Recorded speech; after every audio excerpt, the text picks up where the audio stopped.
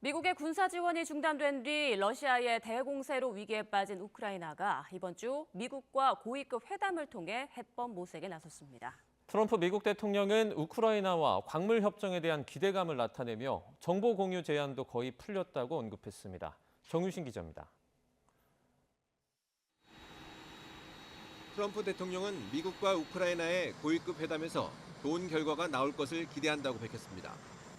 우크라이나 군사 지원 재개 여부를 묻는 기자들의 질문에 트럼프 대통령은 광물 협정에 대한 기대감을 언급하며 이같이 말했습니다.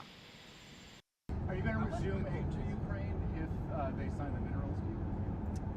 Well, I think they will sign the minerals deal, but I want them to want peace.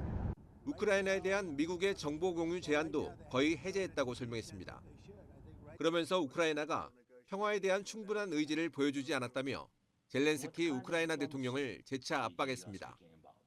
트럼프의 이번 언급은 지난달 젤렌스키 대통령과 백악관 회담이 파국으로 끝난 뒤 군사 지원 중단에 대해 국제사회 비판이 거세진 가운데 나왔습니다.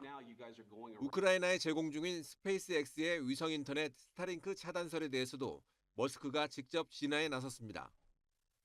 머스크는 SNS를 통해 우크라이나의 정책에 동의하지 않더라도 스타링크를 차단하거나 협상 카드로 사용하지 않을 것이라고 밝혔습니다. 앞서 시코르스키 폴란드 외무장관은 스타링크 이용료를 자신들이 부담하고 있다며 침략 피해자를 위협하는 윤리적 문제를 넘어 다른 곳을 찾아볼 수밖에 없다고 비판했습니다. 이에 대해 마코 루비오 미 국무장관은 고마운 줄 알아야 한다고 비판했고 머스크도 스타링크 대안은 없다며 불쾌감을 드러내기도 했습니다. 미국의 군사 지원이 끊긴 동안 러시아는 쿠르스크 탈환을 위한 집중 공세에 나선 상태입니다. 최근에는 러시아 특수부대가 가스관 내부를 걸어서 급습에 나서 우크라이나군을 당황하게 만들기도 했습니다. 불리해진 전황 속에 이번 주 사우디아라비아에서 열리는 양국 외교장관 고위급 회담에서 종종 방안 논의가 본격화될지 주목됩니다. YTN 정신입니다.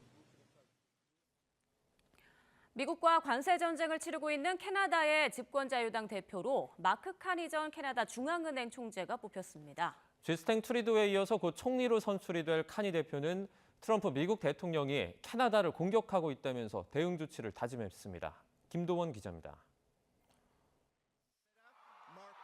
정치 신인 마크 카니가 차기 캐나다 총리직을 예약했습니다. 캐나다와 잉글랜드 중앙은행 총재를 지낸 카니는 경제 전문성을 내세워 트럼프 미국 대통령의 관세 위협에 대응할 적임자로 집권 자유당 대표에 뽑혔습니다. 곧 총리가 될 카니는 미국이 캐나다를 존중할 때까지 보복 관세를 유지하겠다고 말했습니다. He's attacking Canadian families, workers, and businesses, and we cannot let him succeed. And we won't. We won't. 미국의 51번째 주로 만들겠다는 위협에 대해서도 절대 어떤 방식으로든 캐나다는 미국의 일부가 되지 않을 거라고 맞섰습니다. 트럼프 대통령과 정면 충돌 뒤 사임한 트루도 캐나다 총리와 달리 셰인바움 멕시코 대통령은 지지자들을 모아 관세 유예를 축하하는 집회를 열었습니다. 원래는 보복 관세를 발표하려던 자리였습니다. Afortunadamente ha prevalecido el diálogo y sobre todo el respeto entre nuestras naciones. 불씨는 아직 남아있지만 셰인바움 대통령은 냉정한 대처로 관세 철회를 이끌어내겠다고 말했습니다. 트럼프 대통령은 대대적인 관세 부과 의지를 굽히지 않고 있습니다. Oh, I think the tariffs are going to be the greatest thing we've ever done as a country. It's going to make our country rich again.